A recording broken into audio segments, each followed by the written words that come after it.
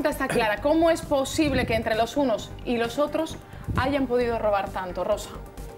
Bueno, yo creo que ha habido una complicidad también de la sociedad. No puede quedar la sociedad ajena a lo que ha ocurrido. Si no hubiera sido por eso, no hubieran podido hacerlo. Y luego está, para mí, un tema que es importantísimo, que nunca se aborda, que es la financiación de los partidos políticos. Yo creo que sin eso no hubiera sido posible. Muchos de los casos que tenemos, como la Gürtel o Palmarena, etcétera, etcétera, pues quizás no hubieran ocurrido los ERES. Los partidos políticos gastan muchísimo dinero, hay mucha tarjeta, hay mucho empleado, hay mucho coche, hay mucho dirigente, hay muchos líderes y todo eso hay que pagarlo. Y solo con el dinero que se les da por los votos sacados, pues no tienen suficiente. Entonces a veces necesitan recurrir a este tipo de cosas, de corrupciones, para conseguir dinero. Se escucha mucho en la calle, es que no ganan ya demasiado como para que encima tengan que no que sacar ganan. más. Yo me niego a aceptar que los políticos en este país ganen mucho dinero. No es verdad que ganen mucho dinero. La mayoría de los partidos políticos, lo que ganan sus dirigentes o los diputados o los senadores, hay una parte muy importante que se la dan a los partidos. Entonces, los partidos son los que gastan mucho dinero, no los políticos. Y estamos en una situación, yo creo que tremenda, que es culpar a los políticos, al político de a pie, de todo lo que está ocurriendo. Yo creo que no. Y que además eso nos llevaría a un populismo que tú y yo sabemos muy bien en lo que desemboca, que es el populismo de Marbella, lo hemos vivido en primera persona, que son señores que salen, como puede ser ahora un Mario Conde o en su momento fue Gil y Gil, que salen diciendo yo voy a arreglar todo, yo lo voy a hacer todo, yo me voy a hacer rico y os voy a hacer rico a vosotros. Y eso es peligrosísimo. Yo siempre prefiero un político que tenga una ideología, que pertenezca a un partido, a un grupo, a un señor que aparece. Entonces yo creo que todos deberíamos de hacer examen de conciencia. Un Gil y Gil sin la complicidad de la gente de Marbella hubiera sido imposible. Yo creo que los casos de corrupción que estamos contemplando, sin esa permisividad de la gente, del ciudadano, también hubiera sido difícil. ¿Es tan fácil a lo mejor robar? ¿O es cierto que hace falta esa complicidad que apunta Rosa? Es fácil cuando no hay controles, no solo judiciales, que desde luego la justicia en Marbella durante muchos años dejó mucho que desear, pero es fácil delinquir en un ayuntamiento donde los propios funcionarios, los altos funcionarios del Estado, no cumplen con su obligación. Hay que recordar que el secretario municipal del Ayuntamiento de Marbella está imputado en Malaya, se ha sentado en Malaya, es un señor ya muy mayor.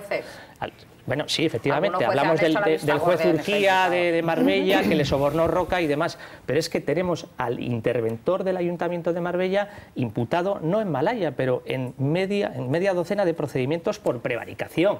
Es decir, con esos bueyes aramos, permíteme la expresión, ¿no? O sea, esos son los funcionarios que ha habido en Marbella, ¿sabes? Y luego la gente que vota mayoritariamente a esa gente. Yo creo que vivimos en un país, por desgracia, de corruptos. Yo sé que cada uno delinque, entre comillas, o comete sanciones administrativas en la medida de sus posibilidades. El que cuando viene el fontanero a casa le dice no, mejor sin factura, porque así me evito el 18, mañana el 21% de IVA, también está cometiendo un pequeño delito de corrupción. Es decir, la corrupción se instala a todos los niveles y cada uno en la medida de sus posibilidades. Y esto es el gran drama y la gran crisis de nuestro país. Es decir, ese relajo y esa falta de conciencia moral. Entonces, claro, que esto se retroalimenta porque uno ve la tele y dice, ¿cómo voy a pagar yo el 21% al funcionario, al fontanero, cuando resulta que veo que desde la Casa Real, pasando por todas las casas políticas, por los diferentes partidos políticos, aquí en todas partes cuecen habas. Entonces, esto, unos alimentan a otros y unos crean mal ejemplo a otros. Yo creo que, como decía Rosa, tenemos que huir de esas figuras políticas populistas, pero claro, quien debe... Desgraciadamente vuelven a surgir. Claro que vuelven a surgir. Claro que vuelven a surgir. Con un mensaje...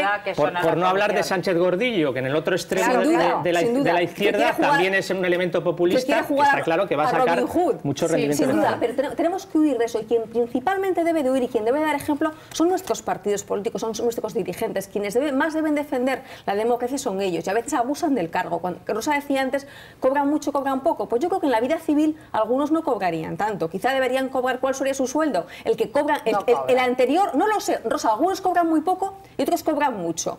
Deberían cobrar lo que han cobrado en su anterior puesto en la vida civil, porque algunos en la vida civil es que ni siquiera han regentado un puesto de chucherías, es que no han hecho absolutamente nada más que hacer la pelota a su partido político. En todas las casas ha pasado, en todas las casas. El diputado de Orense que dijo que las pasaba canutas con 5.000 euros. Claro, pero es que ese señor, hemos sabido, lo dice él, que ganaba 12.000 euros en la empresa privada. Por tanto, volvemos a lo mismo, que es que no ganan tanto los políticos. Pero es que nadie obliga a ser perdona un segundo, político. Es que en la etapa de crisis que vivimos, todas esas prebendas de los políticos, sí, el avisa, el coche oficial, las cenas y tal, pues la gente lo que pasa es que a lo mejor nos acostumbramos a un tipo de vida, ¿no? Porque 5.000 euros para pasar el mes... Cuando vivías con 12... Mira, siempre recuerdo un directivo que yo tuve de un periódico que me decía...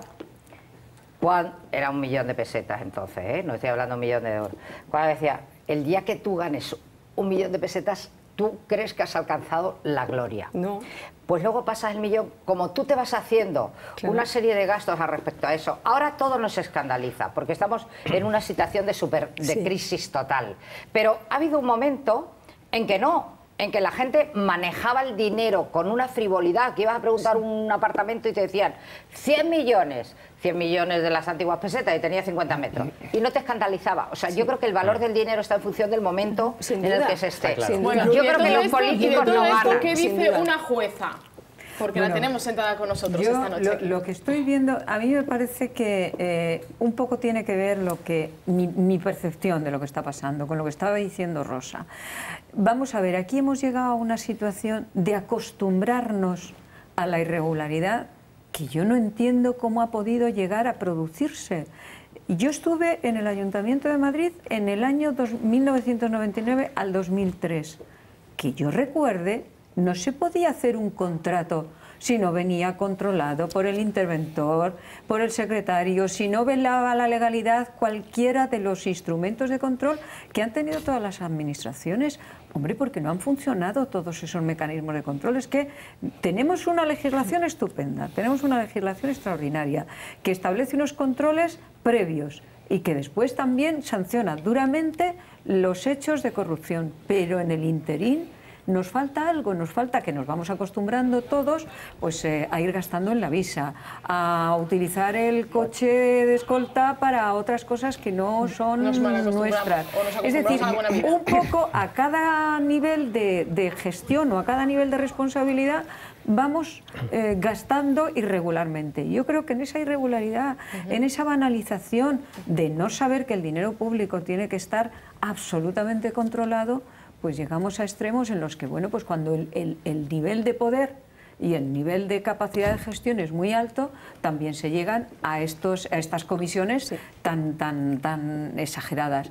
Y además, con la sensación, toda esta gente, que luego la vemos pasearse por los juzgados y tribunales con estos aires como de pasarela, con la sensación como de que ellos se sentían impunes y que no les iba a pasar nunca nada ni nadie iba a descubrir nada.